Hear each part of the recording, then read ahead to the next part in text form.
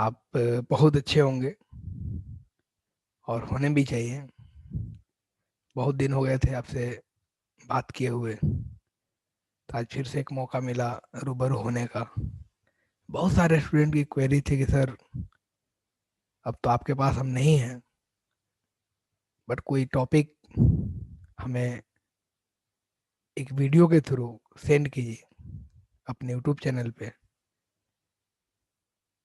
ताकि हमें आप जो प्रेजेंट में कहीं पे क्लास ले रहे हैं और जो इतना सेक्रीफाइस करके दिन रात अपने स्टूडेंट्स का आप हेल्प करते रहते हैं, ताकि हमारे अंदर फिर से एक न्यू मोटिवेशन आए और उस टॉपिक को देख के अगर हम थोड़ा सा भी अगर पढ़ लें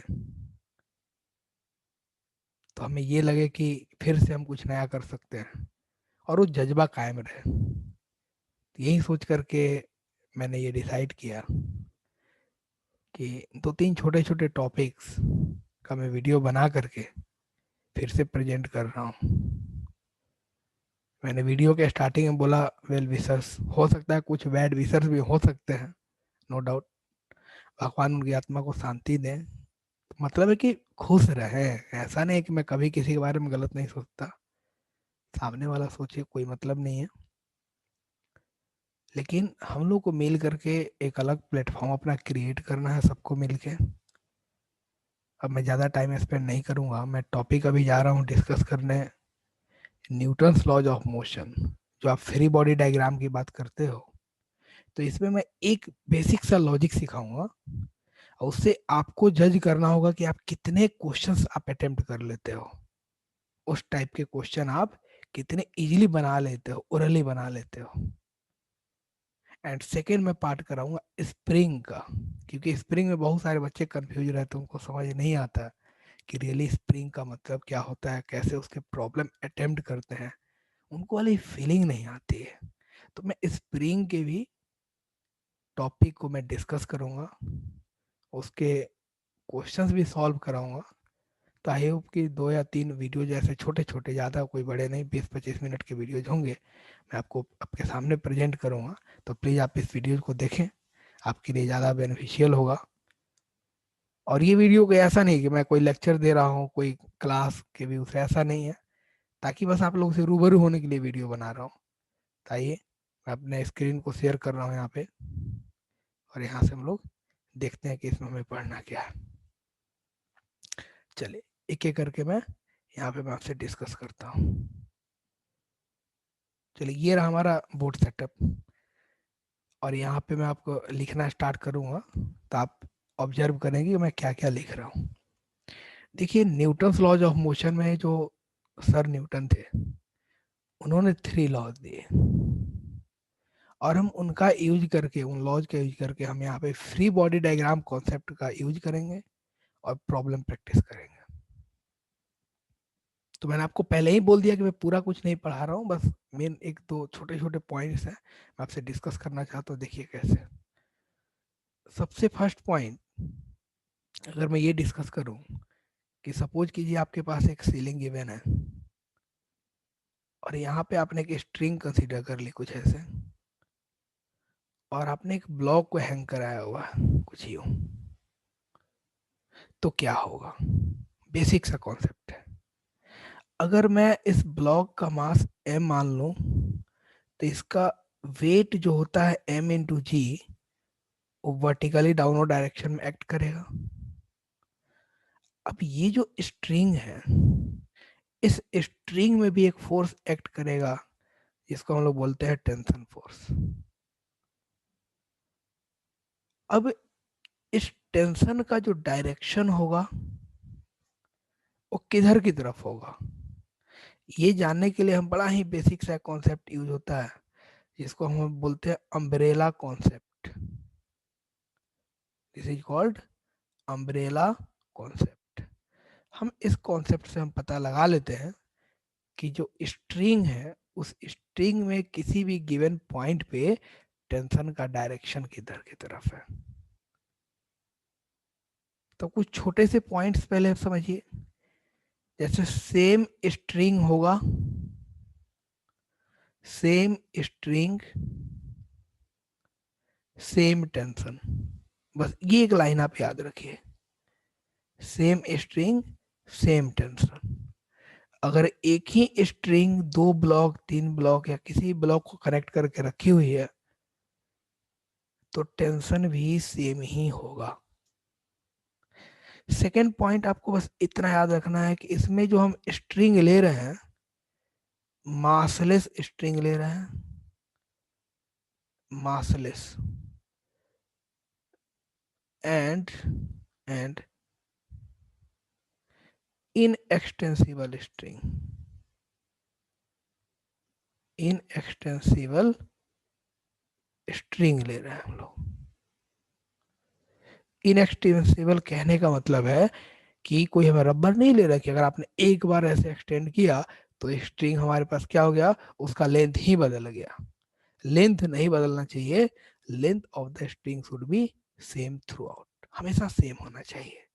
तो अगर आपका मासलेस एंड इनएक्सटेंसिबल स्ट्रिंग है तो स्ट्रिंग के हर एक पॉइंट पे अगर आप देखेंगे तो यहाँ पे देखिए आपका टेंशन क्या होगा, सेम होगा। ये बात क्लियर है। और आप ये भी देख रहे हैं कि इस वाले ब्लॉक में कोई एक्सलेशन नहीं हो रहा है, कोई मूवमेंट नहीं हो रहा है। थर्ड पॉइंट आप इतना याद रखेंगे कि जिस डायरेक्शन में एक्सलेशन होगा उस डायरेक्शन में लगने वाला फोर्स मैं पॉजिटिव लूंगा, एंड एक्सलेशन के अपोजिट डायरेक्शन में लगने वाला फोर्स मैं निगेटिव लूंगा, बस। And fourth point is F net is equal to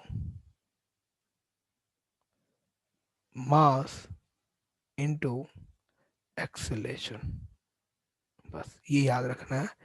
F N is equal to mass into acceleration. मतलब ये छोटे छोटे छोटे छोटे कुछ पॉइंट्स हैं जो कि अपने माइंड में हमें रखने होंगे। अब आपको ऐसा लग रहा हो कि इतने सर स्लो क्यों पढ़ा रहे हैं, लगना भी चाहिए। देखिए मैं स्लो नहीं पढ़ा रहा हूँ। जब भी आप कोई स्टार्ट करते हो तो स्टार्टिंग में जोश में मत आ जाना, वही सबसे बड़ी गलती होती है और बाद में इंसान हार जाता है अपने लाइफ में। स्टार्टिंग बहुत ही धमाकेदार अगर करनी हो ना तो पैसेंस ही बहुत शानदार होना चाहिए। तो अगर आप पैसेंस रखोगे तो क्वेश्चन आसानी से आपसे सॉल्व होगा। मैंने आपको 4 पॉइंट्स बताए और इन सारे पॉइंट्स का अब हम यूज करना सीखेंगे। आप देखिए कि क्या इस ब्लॉक में कोई एक्सेलेरेशन हो रहा है, बिल्कुल नहीं हो रहा। तो एक टर्म होता है जिसको हम लोग बोलते हैं इक्विलिब्रियम, और फिजिक्स में हम दो इक्विलिब्रियम की बात करेंगे। One is called translatory equilibrium and another is called rotatory equilibrium. जब आप ट्रांसलेटरी इक्विलिब्रियम की बात करते हो, जैसे ट्रेन मूव कर रही है, आप चल रहे हो, साइकिल वाला जा रहा है, इस टाइप का मोशन को बोलते हैं ट्रांसलेटरी मोशन। और न्यूटन लॉ जो होता है F equal to D P by D T की अगर आप बात करते हैं या मास इंटू एक्सलेशन की बात करते हैं तो ये ट्रांसलेटरी मोशन की बात करता है। जब भी मैं रोटेशन की बात करूंगा तो बॉडी के अंदर जो मोशन होगा एक पॉइंट के अबाउट होगा या एक एक्सिस के अबाउट होता है जिसको हम लोग बोलते हैं एक्सिस ऑफ रोटेशन। और उस टाइप के मोशन को हम लोग बोलते हैं रोटेशनल मोशन कहते हैं। फॉर एग्जाम्पल अगर मैं इस स्ट्रिंग को यहाँ से कट करूं तो कट करने के बाद इस ब्लॉक का जो मोशन होगा एक पर्टिकुलर एक स्ट्रेट पाथ पे एक पर्टिकुलर डायरेक्शन में होगा। मतलब इसका जो मोशन होगा किसी पॉइंट या किसी एक्सिस के अबाउट नहीं हो रहा है, कोई यहाँ पे टर्निंग इफेक्ट नहीं हो रहा है। That's why this is called your translatory motion. तो इस टाइप के मोशन को आप ट्रांसलेटरी मोशन कंसीडर करने वाले हैं।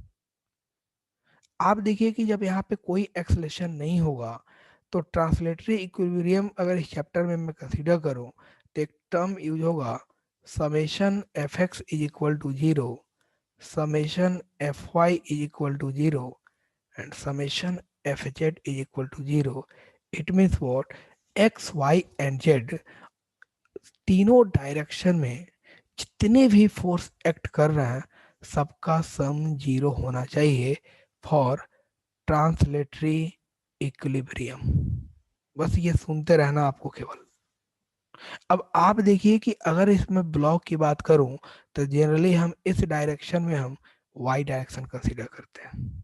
तो अगर ये वाई के पॉजिटिव डायरेक्शन में टेंशन लग रहा है तो उसके अपोजिट डायरेक्शन में क्या लग रहा है, एमजी लग रहा है, और कोई एक्सलेशन नहीं हो रहा है, तो हम टी को लिख देंगे एमजी। शॉर्ट में आप पहले ये समझ लीजिए। आप अगर एक्स डायरेक्शन की बात करें तो एक्स डायरेक्शन में कोई फोर्स नहीं लग रहा है, ना ही पॉजिटिव में लग रहा है, ना ही नेगेटिव में लग रहा है। अगर आप जेड डायरेक्शन की बात करें तो ना ही पॉजिटिव जेड में लग रहा है, ना ही कोई नेगेटिव जेड में फोर्स लग रहा है। तो ओवरऑल हमारे पास एक टर्म निकल के आया, T is equal to M G. और ये T equal to M G बस इतना प्रेजेंट कर रहा है कि हमारा सिस्टम इक्विलिब्रियम में है, जिसमें स्ट्रिंग में जो टेंशन डेवलप हुआ है इस बॉडी के वेट के बराबर है। अब टेंशन का जो नेचर होता है वो इलेक्ट्रोमैग्नेटिक होता है, और mg जो तुम्हारा वेट है या ग्रेविटेशनल फोर्स है वो क्या है, ग्रेविटेशनल नेचर का फोर्स है। दोनों का मैग्नीट्यूड सेम है बट नेचर वाइज दोनों सेम नहीं है। तो बहुत से लोगों को लगता है कि एक्शन रिएक्शन पेयर है, ये आपका कहना बिल्कुल गलत हो जाएगा। अब हम अगले स्टेप की तरफ मूव करते हैं, अगर आपने ये बातें जान ली है। अब मैं थोड़ा सा एक स्टेप यूज करूंगा जिसको हम लोग बोलते हैं पुली। और पुली के केस में आपने सुना होगा कि पुली का मास भी हम लोग को क्या लेते हैं, नेग्लिजिबल लेते हैं। और एक बड़ा ही सिंपल सा कॉन्सेप्ट, अगर ये कॉन्सेप्ट आपके समझ में आ जाए तो इससे बहुत सारे क्वेश्चन आप आसानी से सॉल्व करेंगे। और इसको सॉल्व करने से पहले मैं इस इंक्लाइंड सरफेस के बारे में आपसे थोड़ा सा रूबरू होना चाहता हूँ कि चलिए आपका एक इंक्लाइंड सरफेस गिवन है, और इस इंक्लाइंड सरफेस पे आपने कोई ब्लॉक कंसीडर कर लिया हुआ। मान लीजिए आपने कोई एक ब्लॉक कंसीडर कर लिया, ये आपका कोई ब्लॉक है,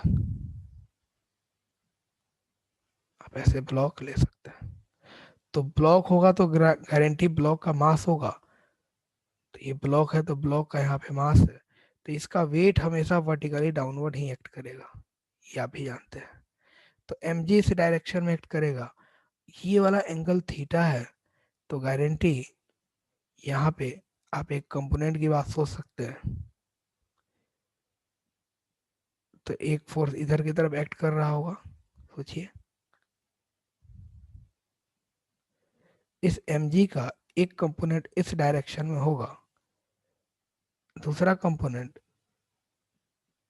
इंक्लाइंड प्लेन की तरफ इधर होगा, और इस डायरेक्शन में एक आपका नॉर्मल फोर्स होगा।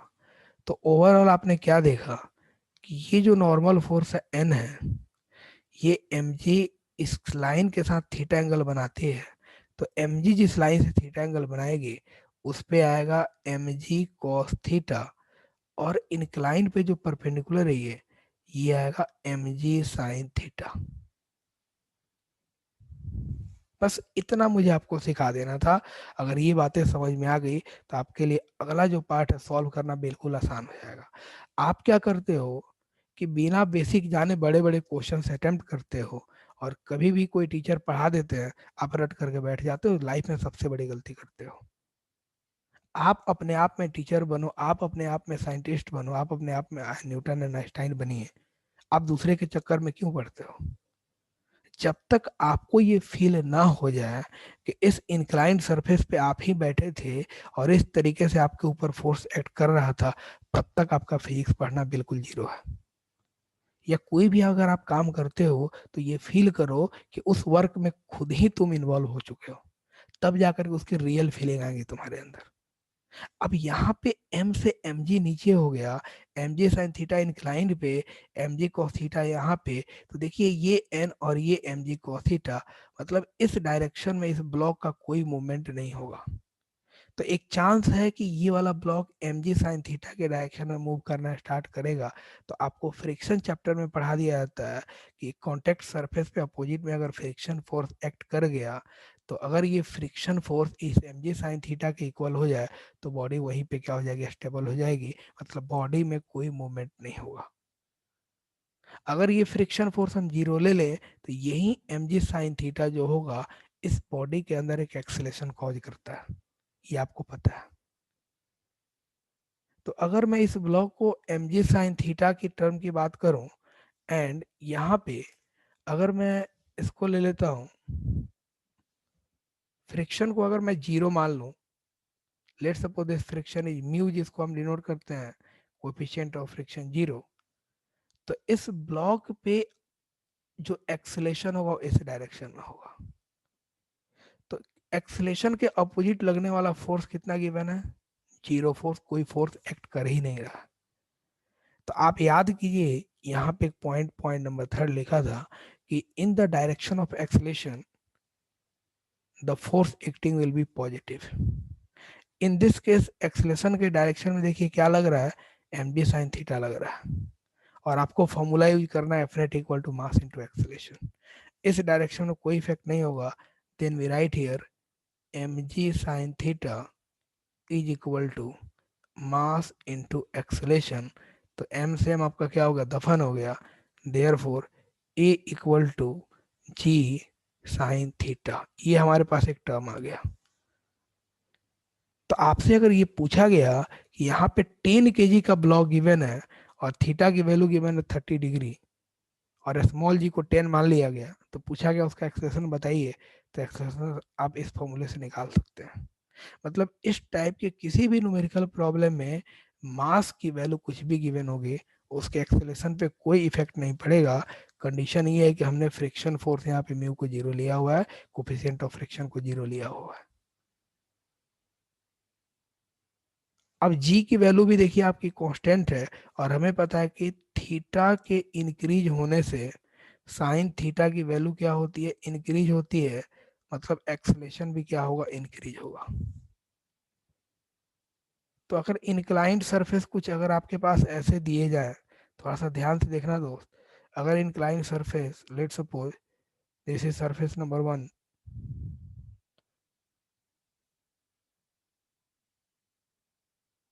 ये गिवन है, और आप एक दूसरा ऐसे ले सकते हो,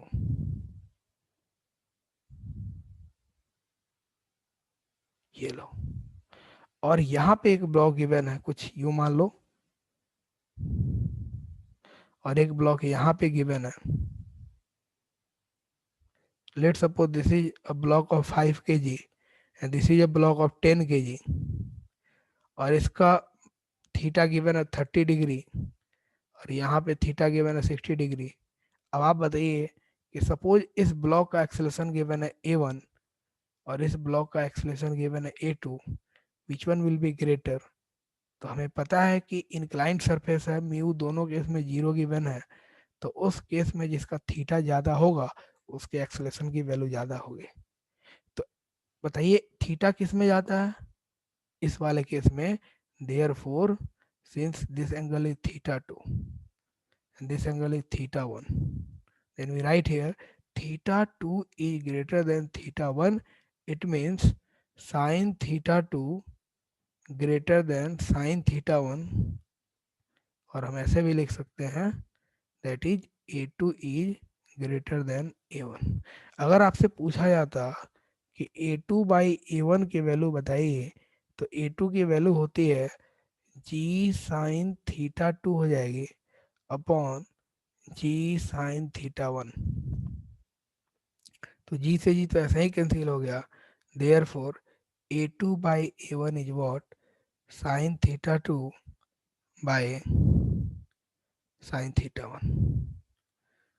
अब साइन थीटा 2 मतलब साइन 60 डिग्री की वैल्यू हो गई √3/2 अपॉन, और साइन थीटा 1 30 डिग्री मतलब 1/2, तो आपका आंसर निकल के आ गया √3।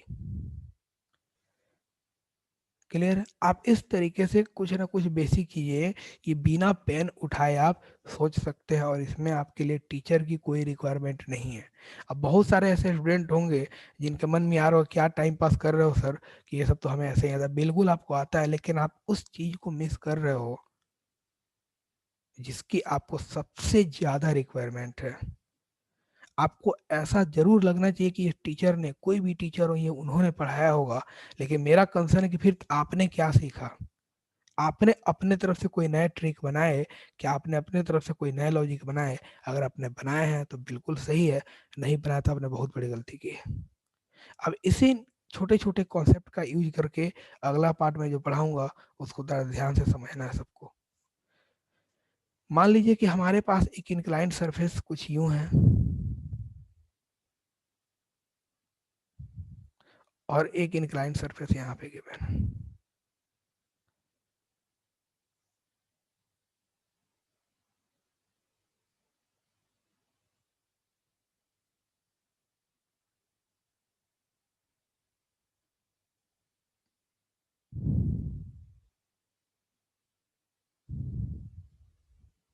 ये हमारा इंक्लाइंड सरफेस गिवन है, ठीक है। ये थोड़ा सा आपको समझना पड़ेगा, ये इंक्लाइंड सरफेस गिवन है। चलिए इसको मैं मीट कराता हूँ। ओके, एनीवे ये गिवन है एंड आपने एक यहाँ पे पुले कंसीडर कर ले कुछ यूं, अच्छे से समझिए आप लोग। और इस पुले पे हमने क्या किया, एक स्ट्रिंग यहाँ से कनेक्ट कर दिया कुछ यूं, और एक स्ट्रिंग हमने कुछ यहाँ पे कनेक्ट कर दिया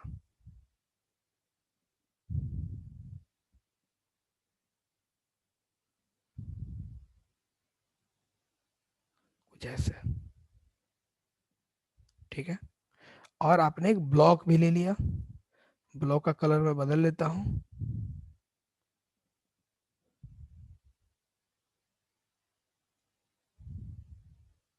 ठीक है। और यहाँ पे एक लाइटर ब्लॉक ले लेता हूँ मैं छोटा सा, कुछ भी ले सकते हैं, आप पे डिपेंड करता है। ये हमने मान लिया। अब देखिए, अब आपका काम बिल्कुल आसान हो चुका है। मान लीजिए कि ये वाला हेवी मास है कैपिटल एम, ये वाला लाइटर मास है स्मॉल एम, मतलब बड़ा वाला मास और ये छोटा वाला मास गिवन है। एंड यहाँ पे एंगल गिवन है अल्फा, और यहाँ पे एंगल गिवन है बीटा। और ये क्वेश्चन में ही गिवन है कि एक्सेलेरेशन इस डायरेक्शन में हो रहा है, तो ऑब्वियस ही बात है इसका एक्सेलेरेशन इस डायरेक्शन में होगा। ये डेटा गिवन है, आपको थोड़ा सोचना पड़ेगा। आप ये मत समझना कि ये वाली पुली अब सर कहीं और चलिएगा, हमने पुली को ऐसे फिक्स करके रखा हुआ है, ये मान लीजिए, मतलब फिक्स इन द सेंस कि इसके ऊपर क्या होगा, ये स्ट्रिंग है और ये ब्लॉक का मूवमेंट ऐसे कुछ हो रहा है। अब आपसे पूछा क्या गया इस गिवन फिगर में, एक्सीलेशन की वैल्यू निकालिए और टेंशन की वैल्यू निकालिए। अब ये देख करके मैक्सिमम बच्चे डर जाते कि सर करे तो क्या करे, हमारा नेक्स्ट स्टेप क्या होना चाहिए। आप सोचिए कि इसमें हमें करना क्या होता है। हमें जब भी कुछ सोचना होगा तो हम अपना ब्रेन यूज करेंगे। मैंने आपको छोटे छोटे लॉजिक सिखाया यार, ये एंगल अल्फा है और ये मास एम है, तो थोड़ी देर पहले आपको सिखाया था कि इसका एम जी इस डायरेक्शन में एक्ट करेगा और इसका भी एम जी कुछ इस डायरेक्शन में एक्ट करेगा। मैंने आपको थोड़ी देर पहले ये बताया हुआ है, याद कीजिए। तो आपका वेट हो गया ये वाला इस डायरेक्शन में, तो आप क्या लिखोगे, इसको कैपिटल एम जी लिखोगे और इसको लिख दोगे स्मॉल एम जी। तो ये वाला क्या होगा, याद करो, एम जी कॉस अल्फा होगा। और इस डायरेक्शन में अगर आप कंसीडर करोगे तो ये होगा आपका M G sine alpha. I am talking about here about capital M, it means this is your M G sine alpha. क्या इस एम जी साइन अल्फा को स्ट्रिंग का ये टेंशन फोर्स इधर की तरफ अपोज कर रहा होगा, बिल्कुल कर रहा होगा। और ये एम जी है, तो इसका जो कंपोनेंट होगा इंक्लाइंड पे कुछ इधर की तरफ होगा, और आपको ही पता चल चुका होगा इसका नाम, and this is your small M G cos, sorry sine beta. आपने ये लिख दिया। एक्सेलेरेशन इसका इस डायरेक्शन में है, इसका एक्सेलेरेशन ऊपर की तरफ है, तो गारंटी इस वाले ब्लॉक को, छोटे वाले ब्लॉक को ऊपर कौन लेके जा रहा होगा, तो इस स्ट्रिंग में लगने वाला टेंशन लेके जा रहा होगा। अब आपके मन में डाउट आना चाहिए कि सर आपने दोनों जगह पे टेंशन टी लिखा तो टी सेम क्यों लिखा। तो मैंने इसलिए आपको पहले ही बोला था कि आप छोटी छोटी बातों पे ध्यान दीजिए, फोकस कीजिए, और आपके सामने ये लॉजिक आपको पहले ही क्लियर कराया गया था कि same string same tension massless and inextensible string लेना था, मासलेस एंड इनएक्सटेंसिबल स्ट्रिंग लेना था। ये आपको पहले ही बताया जा चुका है। तो मतलब क्या है कि अगर आपका स्ट्रिंग सेम है तो टेंशन भी सेम ही होगा। और इस वाले ब्लॉक का एक्सेलेरेशन इधर होगा। तो मैंने आपको एक अम्ब्रेला की बात की थी, इस पॉइंट पे खड़े होकर के स्ट्रिंग के लेंथ के डायरेक्शन आप, अगर आप अम्ब्रेला ओपन करेंगे तो कहानी कुछ ऐसी ही बनती है, ऐसा होगा और ये एक अम्ब्रेला ऐसे बन जाता है। इसीलिए टेंशन को हम लोग क्या करते हैं, इस पॉइंट पे हमेशा लाइन के लॉन्ग अवे दिखाते हैं। तो देखिए यहाँ से अवे अलोंग द लाइन दिख रहा है। सिमिलरली इस वाले ब्लॉक को ऊपर कौन लेके जाएगा, तो ऊपर लेके जाने के लिए देखिए इसके साथ स्ट्रिंग कनेक्टेड है और स्ट्रिंग में जो फोर्स एक्ट कर रहा है दैट्स योर टेंशन फोर्स।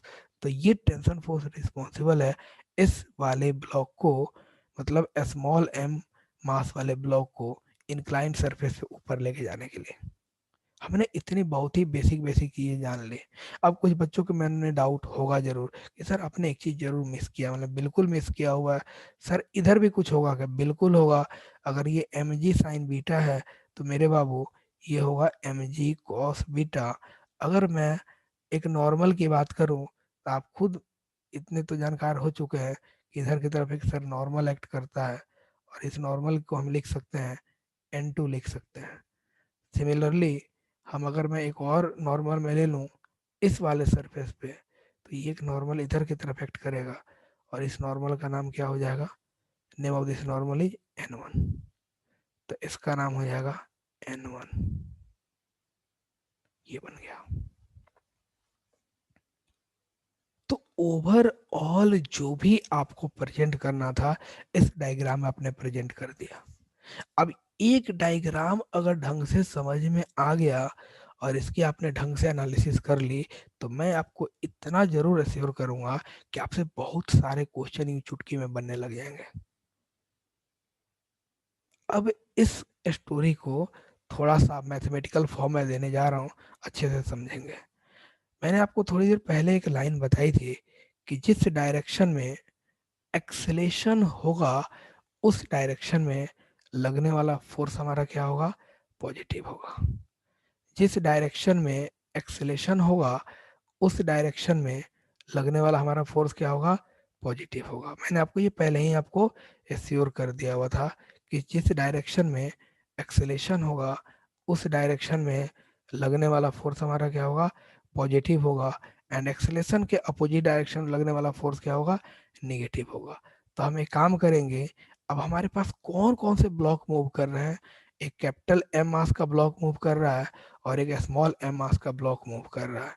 तो capital M and small M mass के ब्लॉक के ऊपर जितने भी फोर्स एक्ट कर रहे हैं उनको इंडिविजुअली हम प्रेजेंट करेंगे। एंड जो हमारा कॉन्सेप्ट है फोर्स और एक्सेलेरेशन के डायरेक्शन का, उसको प्रेजेंट करेंगे और उसके ऊपर हम लोग मैथमेटिकल एनालिसिस करेंगे। तो अब हम लोग क्या कर रहे हैं, इस प्रोसेस के लिए अब प्रोसीड कर रहे हैं। तो थोड़ा सा कंसंट्रेट हो जाइए और अपने बेसिक चीज़ों को एकदम माइंड में लेके आइए और ट्राई कीजिए कि हम कैसे बनाएं। ये सब मैं क्यों करा रहा हूँ, मैं आपको इसलिए करा रहा हूँ ताकि कल के डेट में अगर आपके सामने टीचर भी प्रेजेंट ना हो तो बिना टीचर के आप ऐसे क्वेश्चंस को आप अपने लेवल पे आसानी से सॉर्ट आउट कर सकते हैं। तो ये आपको मैं टेक्निक सिखाना चाहता हूँ कि आप खुद से करें, कि आपको टीचर की रिक्वायरमेंट ना हो। ठीक है, आप सेल्फ डिपेंडेंट बनने की आदत डालिए। आइए इस वाले सरफेस के ऊपर देखिए क्या हो रहा है। इस वाले सरफेस पे एम जी साइन अल्फा इस एक्सेलेरेशन के डायरेक्शन में है। That's why this M G sine alpha will be positive and this tension is in opposite direction to the direction of acceleration. That's why this tension will be negative. And so I write here this mg sine alpha, mg sine alpha minus tension is equal to mass into acceleration. And similarly for a smaller mass, what should we write here? For a smaller mass, we can also write here this tension T is in the direction of acceleration. In this direction is acceleration. So this tension T will be positive and this mg sine beta will be negative, and therefore I am writing here T minus mg sine beta is equal to mass into acceleration. This is equation number 1 and this is equation number 2. अगर आप इन दोनों को solve करें तो ये T और ये T दोनों कैंसिल आउट हो गए और वैल्यू निकल के आ गई आपके पास M sine alpha minus small M sine beta into g. और आप यहाँ से लिख सकते हैं small capital M plus small M into a. Therefore acceleration is equal to capital M sine alpha minus small M sine beta into ji divided by capital M plus small M. अब आपने ये चीज जो data लिखा, बड़ा ही powerful tool आपके सामने present हो चुका है, अगर आपको पता चल रहा होगा. अब आप इसको थोड़ा सा एनालाइज करोगे तो देखोगे चुटकी में न्यूमेरिकल कैसे सॉल्व होने वाला है.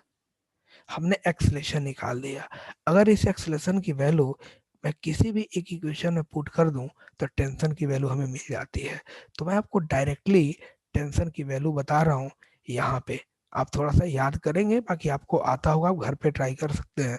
मैं लिखता हूँ टेंशन. तो टेंशन की वैल्यू क्या निकल के आती है? Capital M into small M into sine alpha plus sine beta into ji divided by capital M plus small M. This is the value of tension. मतलब आप इस वाले केस में आप एक्सलेशन भी निकाल चुके हो और आप टेंशन भी निकाल चुके हो. आप इतने कैपेबल हो गए कि एक्सलेशन कैसे फाइंड आउट करें एंड टेंशन कैसे फाइंड आउट करें. जैसे इसका मैं एक एग्जांपल अगर आपको मैं समझाऊं, तो मान लीजिए कि आपका कोई एक इंक्लाइंड सरफेस, सेम क्वेश्चन आप ऐसे ले सकते हो. एक इंक्लाइंड सरफेस कुछ यूं बना हुआ है, एक ये बना हुआ है, आप ऐसे ले लो. और एक सेम क्वेश्चन है, एक पुली आपको दी गई है, एक यहाँ पे ब्लॉक गिवन है. पहले स्ट्रिंग आप बना लीजिए, एक आप यहाँ पे स्ट्रिंग ले लीजिए, कुछ ऐसे समझने के लिए. 1 मिनट दोस्त.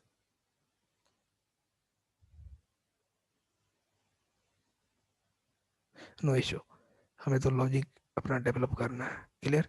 और एक ब्लॉक यहाँ पे ले लो,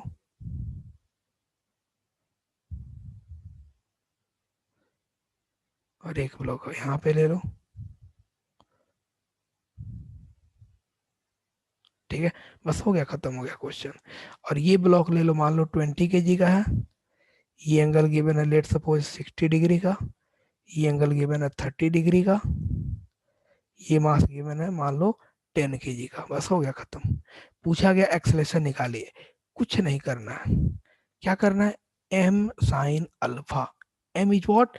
हेवियर मास. मतलब इस डायरेक्शन में अगर मैंने एक्सलेशन लिया हुआ है और इसका एक्सलेशन इधर की तरफ हो रहा है, एम साइन अल्फा. तो कैपिटल एम कितना गिवन है दोस्त? 20. और उसी के साथ साइन अल्फा मतलब sine 60 degree minus small M is what? 10 sine beta. Sine beta is what? This is your 30 degree divided by capital M divided by capital M plus small M. What is capital M here? Capital M is given 20 plus 10 into g. आप इसको solve कीजिए तो value निकल के आ गई 20 into √3/2 minus 10 into 1/2 divided by 30 into g निकल के आ चुका है. आप सॉल्व करेंगे, ये वाली वैल्यू कितनी आ गई? 10 आ गई. ये वाली वैल्यू कितनी आ गई? 5 हो गई. 10√3. √3 की वैल्यू होती है 1.7. 10 इंटू 1.7 की बात करें तो 17 माइनस कितना हो गया? 5 डिवाइड बाई 30 इंटू क्या हो गया जी? 12/30 इंटू जी.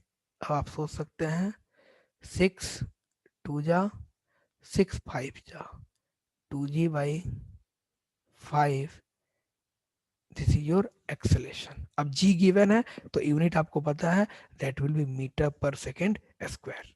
अब अगला स्टेप पूछा गया टेंशन निकालिए, तो आप टेंशन निकाल सकते हैं, बिल्कुल निकाल सकते हैं। टेंशन में क्या करना है, this mass into this mass.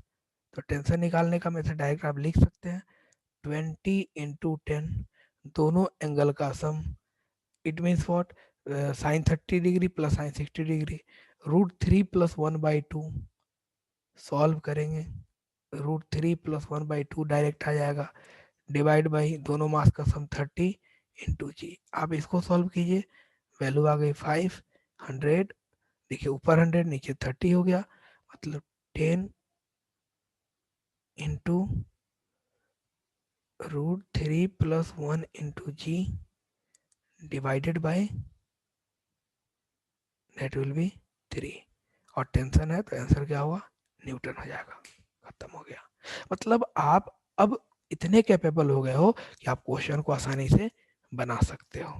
ये तो बड़ा बेसिक सा था। अब मैं आपको जो समझाने जा रहा हूँ, जो सबसे लास्ट का, जिसके लिए मैं रोक के रखा था, प्लीज आप इसे बिना समझे ना जाए। प्लीज आप देखिए कितना आसानी से आपसे क्वेश्चन बनने वाला है। अब आप बताइए कि ये अल्फा क्या था। Alpha is the angle between this inclined plane and this horizontal plane. Alpha is the angle between this inclined plane and this horizontal plane. Beta is the angle between this inclined plane and this horizontal plane. अगर मैं इस line को कुछ ऐसे मान लेता हूँ, ये जो इंक्लाइन ये था स्ट्रिंग, अगर ये स्ट्रिंग कुछ ऐसे हो जाता, तो आपको क्या दिख रहा, अल्फा की वैल्यू इंक्रीज कर रही है। सिमिलरली अगर मैं इसको यूं कर दूं, तो बीटा की वैल्यू भी इंक्रीज कर रही है, because this angle is alpha and this angle is beta. अच्छा, आपको ऐसा लग रहा है कि अगर मैं इसको कुछ यूं कर दूं तो अल्फा 90 डिग्री होगा, और अगर यूं कर देता हूं तो मेरे दोस्त बीटा भी आपका 90 डिग्री हो गया। It means what, this angle is 90 degree and this angle is also 90 degree. मतलब इस केस में अल्फा एंड बीटा दोनों आपके 90 डिग्री हो चुके हैं। तो एक ऐसा स्पेशल केस बन गया जिसमें अल्फा एंड बीटा आपने दोनों को 90 डिग्री माना हुआ है। अब इस सेम सिचुएशन को अब मैं कहाँ पे लेके जा रहा हूँ, थोड़ा सा ध्यान से देखिएगा। मतलब आप अब इतने कैपेबल हो गए हो फिर से कि अब आप कुछ नया कुछ करने जा रहे हो। अब हल्का सा आपको क्या करना है, पैसेंस रखना है, और क्वेश्चन के ऊपर फिर से मैं थोड़ा सा आपका कंसंट्रेशन चाहूंगा कि आपका बना रहे। फिर से याद कीजिए, same string same tension, different string different tension, बस याद कीजिए। अगर मैं बात करता हूँ अभी इंक्लाइंड सरफेस पे एक्सेलरेशन का फॉर्मूला, तो बड़ा मास साइन अल्फा माइनस छोटा मास साइन बीटा अपॉन बड़ा मास प्लस छोटा मास इंटू, एक बार और फिर से, बड़ा मास साइन अल्फा, ठीक है, माइनस छोटा मास साइन बीटा अपॉन बड़ा मास प्लस छोटा मास इंटू जी।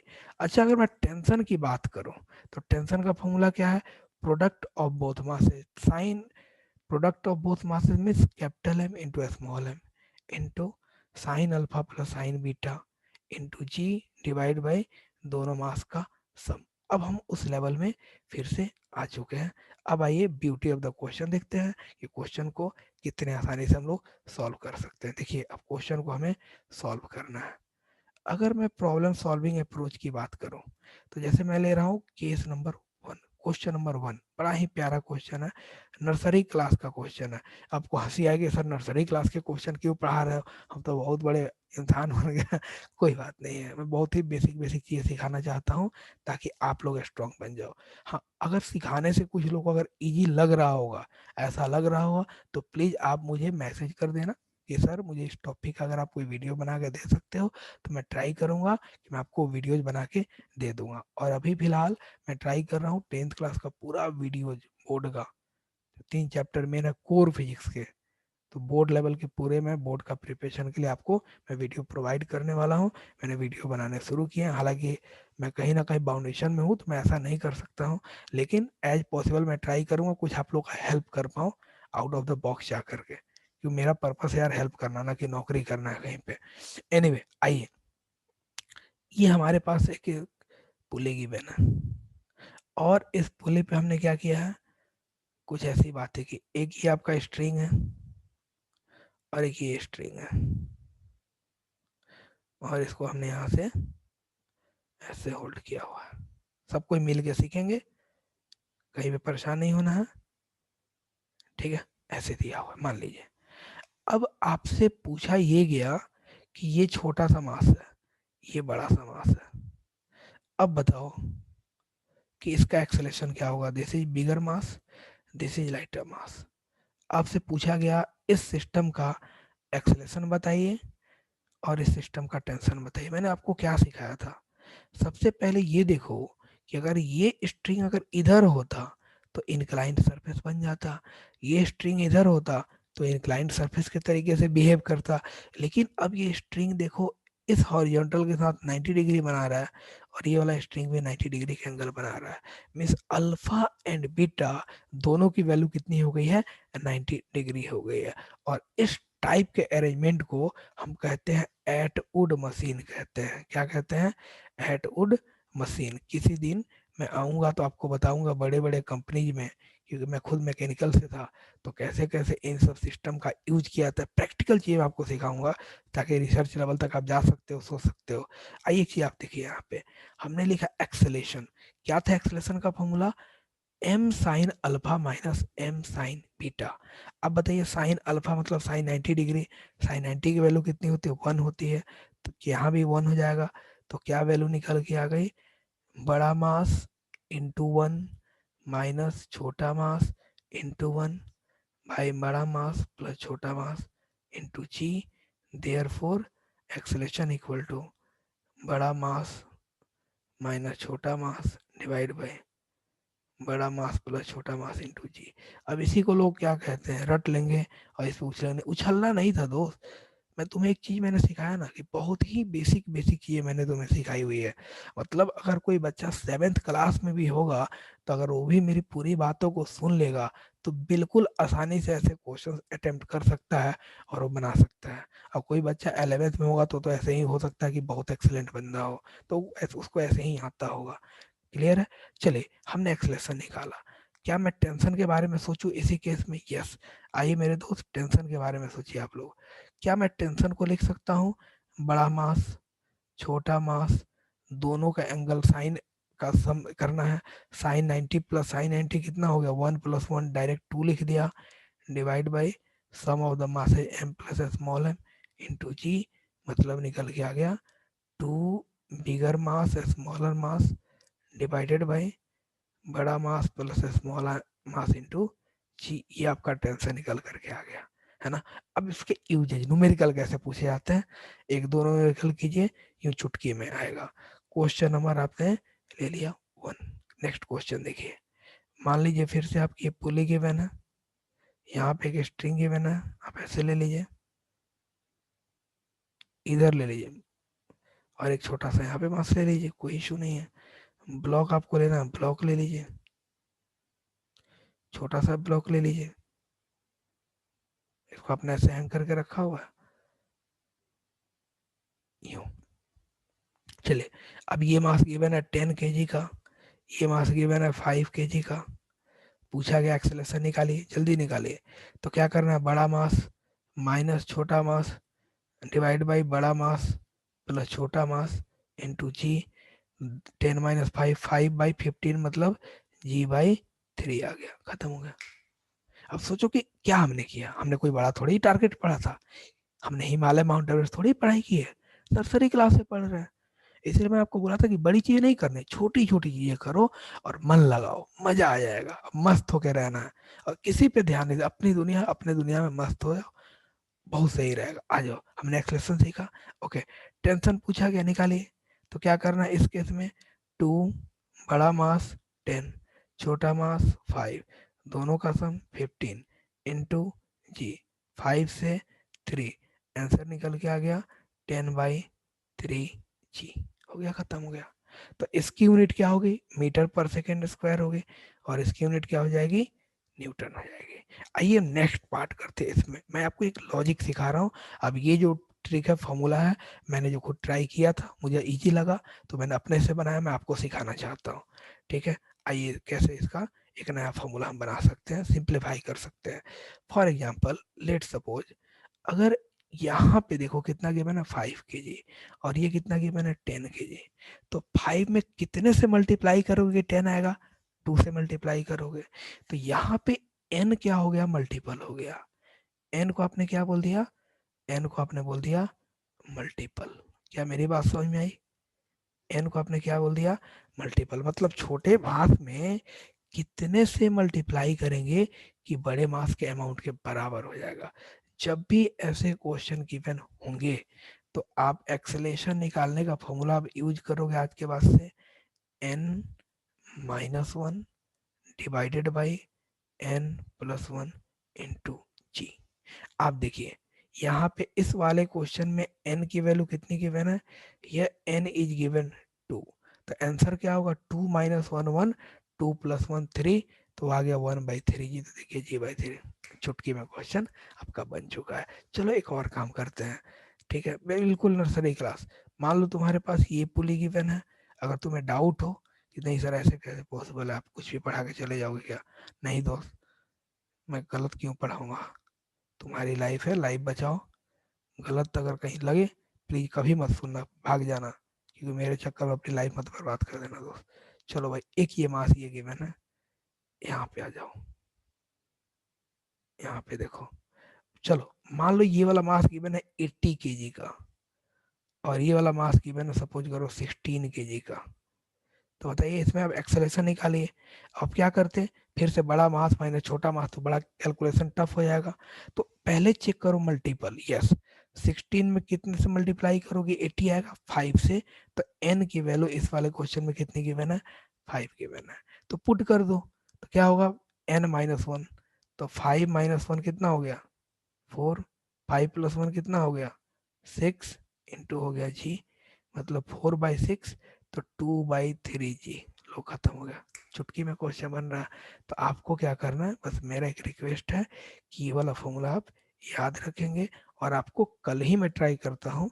अब ये समझ में आ गया, इसके 2-4 न्यूमेरिकल सिखा दूंगा, बहुत ही इससे थोड़ा सा और हट करके, और उसके बाद से मैं आपको स्प्रिंग का कॉन्सेप्ट सिखाऊंगा, और स्प्रिंग से रिलेटेड ओलंपियाड में, नीट में, आईआईटी में किस टाइप के क्वेश्चन पूछे गए हैं, मैं आपको सिखाऊंगा कैसे हमें सीखना है।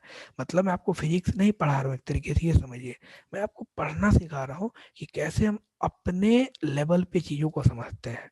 टीचर नहीं भी रहे तो हम कैसे अपने कंपटीशन को क्वालिफाई कर सकते हैं, उसके लिए बिल्कुल बिल्कुल कंसंट्रेट होकर हमें स्टडी करनी पड़ती है। और जब तक कोई प्रॉब्लम सॉल्व करने के लिए तुम खुद ही एक प्रॉब्लम ना बन करके उसका सॉल्यूशन ढूंढो, तब तक तुम उसके सॉल्यूशन को इजीली नहीं तुम फाइंड आउट कर सकते हो। जैसे अगर मैं अपने लाइफ में अगर जी रहा हूँ, अब मुझे कुछ करना है, मुझे सोसाइटी के लिए कुछ करना है, लोगों का हेल्प करना है, अगर मैं खुद ही सेक्रीफाई नहीं करूँगा तो फिर लोगों के सेक्रीफाई को कभी नहीं समझ सकता हूँ। तो ऐसे ही आपकी लाइफ है, आप एक स्टूडेंट हो तो आप अच्छे से पढ़ो, सॉल्व करो, अब मस्त रहो, जहाँ भी रहो हंसते रहो। यार देखो, क्या इधर उधर टेंशन में जीते हो यार, जिंदगी मिली है जीने के लिए यार, हंसो खेलो गाओ। पढ़ाई कम भी हो गया तो कोई दिक्कत नहीं है, हाँ, लेकिन स्किल डेवलपमेंट पे जरूर ध्यान देना कि तुम्हारे अंदर ऐसी कौन सी क्वालिटी है जो ऊपर वाले ने किसी को नहीं दिया है, उसको ढूंढो और उस पर काम करो। ऑल द बेस्ट, फिर हम लोग मिलेंगे, और हमेशा मस्त रहिए आप लोग, और मुस्कुराते रहिए, और गाना गाते रहिए, हंसते रहिए। चलिए बाय बाय।